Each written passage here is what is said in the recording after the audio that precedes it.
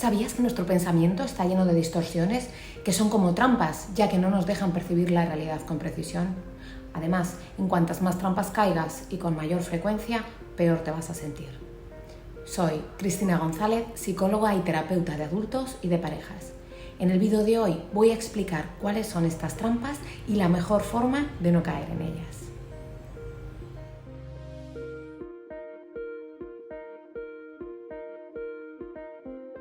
Hasta en las personas mentalmente más equilibradas hay una distancia entre la objetividad de los hechos y la subjetividad de sus interpretaciones, ya que aplicamos filtros a la realidad que nos rodea. Estos filtros a veces son atajos de nuestro cerebro para poder procesar la complejidad del entorno.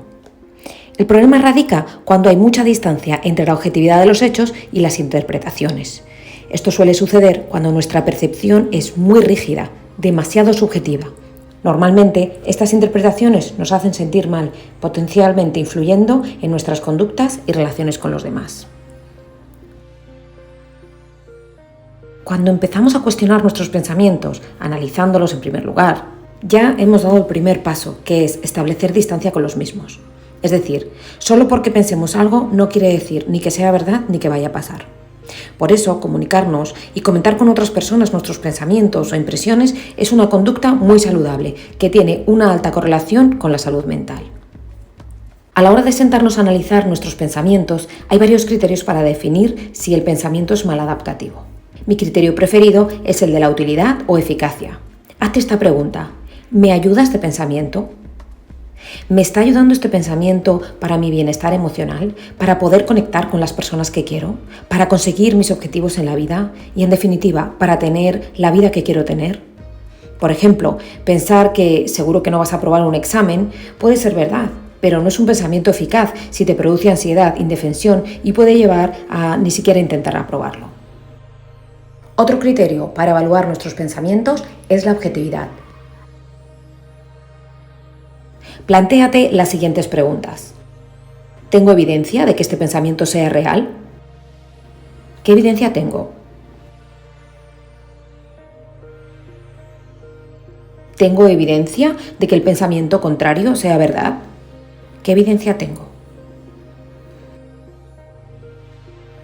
¿Otras personas que conozco interpretarían la situación de la misma manera? Otra forma de evaluar la objetividad de tus pensamientos es identificar las distorsiones cognitivas o trampas del pensamiento. Las trampas del pensamiento son filtros que todos cometemos en mayor o menor medida y que cuando los usamos generan emociones o incluso conductas extremas. Intenta identificar si estás usando alguna de estas 10 trampas. La abstracción cognitiva o filtro mental. Con esta distorsión, nuestra percepción de la realidad sería como una visión en túnel, en la que solo nos centramos en una parte muy específica de la realidad. Un ejemplo sería el de una persona que piensa que es demasiado impaciente porque al esperar el autobús se ha puesto nerviosa, sin tener en cuenta todas las ocasiones en las que demuestra tener mucha paciencia cuidando tanto en casa de sus hijos y de su familia como en su trabajo. Saltar a las conclusiones. Esto sucede cuando extraemos una conclusión sin datos suficientes. La lectura de la mente es un ejemplo de esta distorsión, que consiste en asumir que sabemos lo que los demás piensan sin haberlo comprobado y normalmente basándonos en muy poca evidencia. Otro ejemplo de saltar a las conclusiones es la adivinación del futuro, que consiste en predecir lo que va a pasar en el futuro como si tuviéramos una bola de cristal. Un ejemplo sería el de una persona que tiene el pensamiento de que nunca encontrará un trabajo que le guste. Razonamiento emocional. Hacemos razonamiento emocional cuando usamos nuestras emociones como prueba de que algo es real. Un ejemplo sería una persona que cree que algo malo va a pasar simplemente porque se siente ansioso. La personalización. Este sesgo consiste en relacionar eventos del entorno con uno mismo sin tener ninguna evidencia de que esto sea así.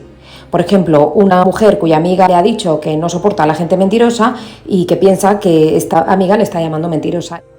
Los debería. Esta distorsión consiste en mantener reglas muy rígidas y expectativas sobre cómo tienen que ser las cosas. Por ejemplo, un profesor que se frustra excesivamente cuando los estudiantes se distraen en clase porque piensa que los alumnos deberían prestarle más atención.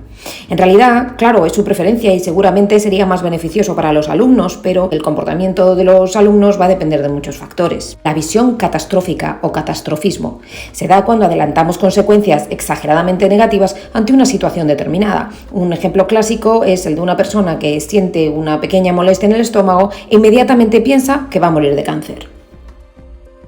Pensamiento dicotómico. Consiste en evaluar la realidad en términos extremos, sin evaluar los aspectos intermedios. Es como percibir el mundo en blanco y negro, sin atender a la escala de grises entre los extremos. Esto también suele generar emociones muy extremas.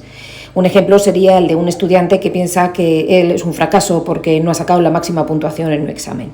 Etiquetaje. Este sesgo consiste en aplicar etiquetas globales tanto a nosotros como a los demás. Reducimos a la persona a un solo rasgo, lo que nos lleva a percepciones estereotipadas y rígidas. Un ejemplo típico aquí sería el pensamiento estereotipado de que los hombres no pueden hacer varias tareas a la vez. La generalización. Este sesgo consiste en extraer conclusiones generales a partir de un ejemplo concreto. Cuando pensamos en términos de imperativos categóricos como siempre, todo, nunca, nada, ninguno, solemos estar aplicando este sesgo. Un ejemplo sería el de una persona que piensa que nunca encontrará el amor de su vida porque la cita del día anterior no fue bien. Y finalmente tenemos la falacia de cambio. Este sesgo consiste en creer que nuestro bienestar depende de cambios externos y no tanto internos. Si los demás cambian o las situaciones externas cambian, yo estaré bien. Un ejemplo de esto sería una persona que atribuye todo su malestar a la ciudad en la que vive y piensa que si no viviera en esa ciudad se encontraría perfectamente feliz.